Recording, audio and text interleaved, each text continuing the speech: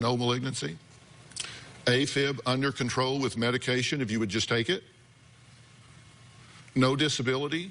Well, I know that that's wrong. I mean, I feel it every day. Nobody can tell me any different. I know how my heart feels. Mm-hmm. But you're not taking the medication. I mean, I take the minimum of what I need in order to survive. I do take some. You just said you weren't taking the medication for your heart. I asked you, are you taking the medication? I don't take you said no. medication, but I take aspirin to keep my blood thin and things like that. Okay, so you're taking aspirin. Yeah. So you have prescribed medication, you're not taking it, you just take aspirin. And you know your heart's not doing well. And you're not compliant with what's been prescribed. Is that fair to your children? No. We're going to take a break. We'll come back. We're going to talk about what I think is going on.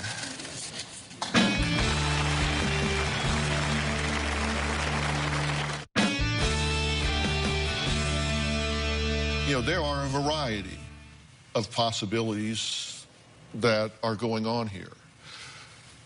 The good news is that there's nothing in your medical record that suggests that you have malignancies. There's nothing in your medical records that suggests you are requiring heart surgery. Now, there may be things under the radar or that you have secret meetings with doctors about that you talk about that they're not writing down because your insurance won't cover it or whatever. I don't believe that for a second. I've never met one bashful about charging. I always go through a differential diagnostic process. If I were treating you, one thing we know is there's something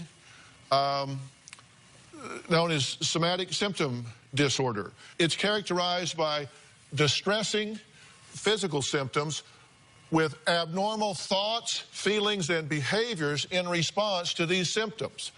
And they're unduly threatening and harmful. And people tend to think the worst about their health. So this is kind of the broad category. Then there's the consideration of illness, anxiety disorder. There is a preoccupation with having a serious undiagnosed medical illness. And even though somatic symptoms are absent or only present in mild intensity. And so these are people that just worry themselves sick about being sick. Then there are factitious disorder.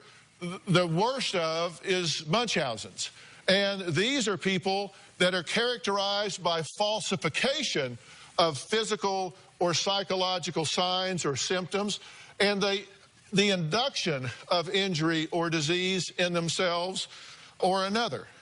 And then there's malingering, the intentional reporting of fabricated symptoms that's motivated by the achievement of money, avoiding responsibilities, or obtaining drugs. These are people that fake it for secondary gain. There are people who can and will help you get this under control. And I want to make you an offer of figuring this out. And toward that end, a good friend of mine, a colleague that I respect greatly, that I've known for an extended period of time, Dr. Khaligi, is right here. Dr. Khaligi, raise your hands so we can see here. The handsome Dr. Khaligi. He is the founder and executive director of Creative Care, and they're located in Malibu, California. And these guys are world-class and world-renowned. They provide drug, alcohol, mental health treatment for 25 years. People come from around the world to Creative Care.